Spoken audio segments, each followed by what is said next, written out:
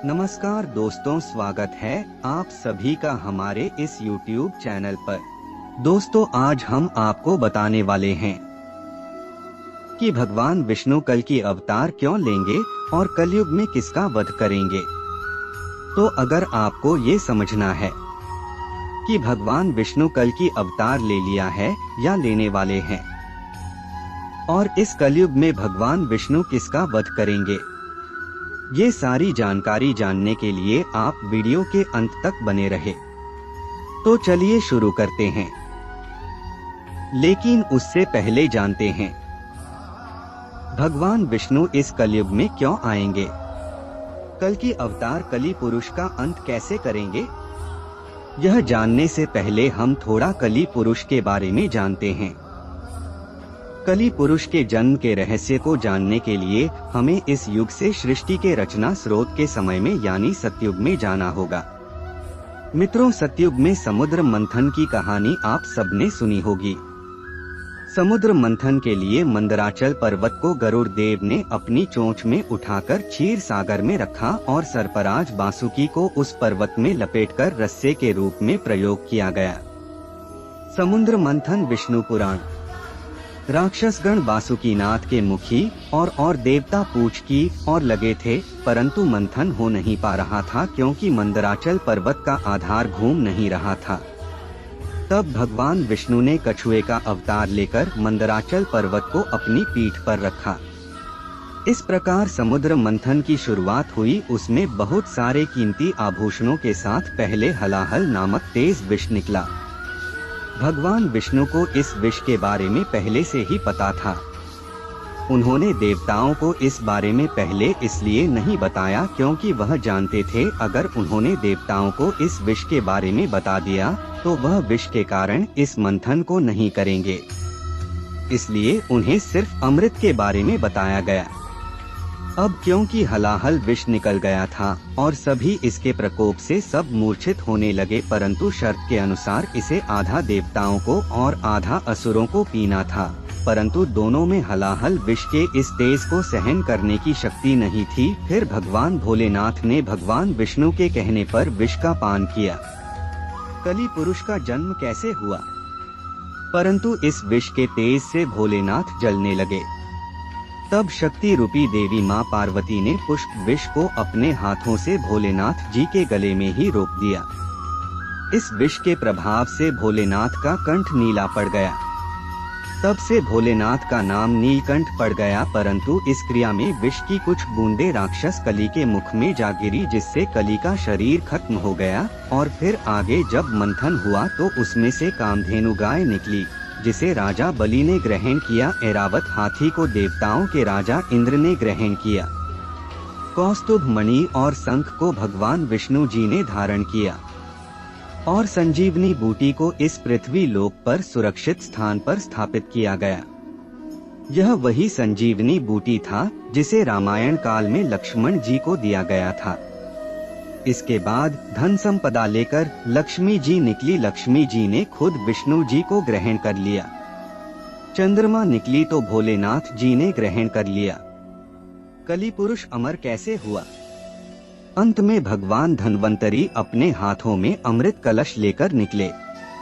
इस अमृत कलश की देवता और राक्षस छीना झपटी करने लगे और इसी छीना झपटी में अमृत की कुछ बूंदें समुद्र में और कुछ उज्जैन, नासिक, प्रयागराज में गिरी। और कहा जाता है कि हर 12 वर्ष पर फिर से वह अमृत प्रकट होता है और उस वक्त स्नान करने से रोग दोष दूर हो जाते हैं। और इसी अमृत की कुछ बूंदें कली पुरुष के मुख में गिर गई, जिससे वह फिर से जीवित हो उठा, परंतु वह भौतिक रूप में न आ सका। वह बिना शरीर के जीवित हो गया और अमृत की बूंदों से अमर हो गया। कल की पुराण के अनुसार कलयुग के अंत समय में कली पुरुष अपने भौतिक रूप में वापस आ जाएगा। कली पुरुष अभी अपने भौतिक रूप में नहीं है, परंतु उसने अपनी शक्तियों से सारे मनुष्य को अपने बस में कर रखा है। उसने अपनी शक्ति, काम, वासना, क्रोध और मोह का जाल इंसानों पर फैला रखा है। और जैसे जैसे कलयुग आगे बढ़ता जाएगा, उसकी माया का जाल बढ़ता जाएगा और वह अपने शरीर को पुनः प्राप्त करता जाएगा। जिससे इंसान पूरी तरह से कली के बस में हो जाएंगे और चारों ओर पाप ही पाप फैल जाएगा। और कली पुरुष को ही खत्म करने के लिए भगवान विष्णु कल की अवतार में इस कलयुग में जन्म लेंगे। तो चलिए अब जानते हैं भगवान विष्णु को कल की अवतार में कैसे देखा या पहचाना जाएगा। दोस्तों, सनातन धर्म में पंचदेव के साथ ही त्रिदेव का जिक्र है। वही त्रिदेव में ब्रह्मा, विष्णु और शिव शामिल है, जिनके काम आपस में बटे होने का भी जिक्र मिलता है। इसीलिए ब्रह्मा जहाँ सृष्टि का निर्माण करते हैं, तो वही भगवान विष्णु को संसार का पालक और भगवान शिव को संहार के देवता माने जाते हैं। वही हिंदू ग्रंथों के अनुसार जब जब धरती पर पाप बढ़ा है, तब भगवान विष्णु किसी न किसी रूप में धरती पर पापियों का विनाश करने के लिए प्रकट होते हैं। शास्त्रों में विष्णु जी के 10 अवतार का उल्लेख मिलता है। इसमें से अब तक 9 अवतार ले चुके हैं, लेकिन कलयुग में भगवान का अंतिम अवतार होना बाकी है। भगवान विष्णु कल की अवतार कब लेंगे और कैसे दिखेंगे? ऐसा माना जाता है कि जब कलयुग अपनी चरम सीमा पर पहुंच जाएगा, तब विष्णु जी कल की अवतार लेकर कलयुग का अंत करेंगे। शास्त्रों में कहा गया है कि जैसे जैसे घोर कलयुग आता जाएगा, वैसे वैसे धर्म, सत्य, पवित्रता, क्षमा, आयु कम होने की कगार पर आ जाएंगे। यह भी बताया गया है कि कलयुग में जिसके पास धन होगा, उसी को लोग कुलीन सदाचारी मानेंगे, और जो जितना छल कपट कर सकेगा, वह समाज में लोगों की नजरों में सबसे कुशल व्यवहार वाला माना जाएगा। माना जाता है कि जिस तरह से आज के समय में वारदात घटनाएं सामने आ रही है, एक समय ऐसा भी आएगा जब ऐसी घटनाएं अपने चरम पर होंगी। कलयुग का अंत कब होगा और कैसे हरकतें करेंगे लोग? एक इंसान दूसरे के खून का प्यासा हो जाएगा। गरीब से लेकर अमीर लोगों में जलन होने लगेगी। धर्म को ना मानने वालों का बोलबाला होगा। जिस तरह से प्रजा को संभालने के लिए एक राजा हमेशा मौजूद होता है, लेकिन आने वाली घोर कलयुग के समय में किसी भी शहर का राजा कोई नहीं होगा। वहाँ केवल अधर्मियों का राज होगा। मान्यता है कि एक समय ऐसा भी आएगा जब चारों ओर अकाल पड़ जाएगा। लोग भोजन को छोड़कर जानवरों की तरह पत्तियां खाकर अपना जीवन व्यतीत करेंगे।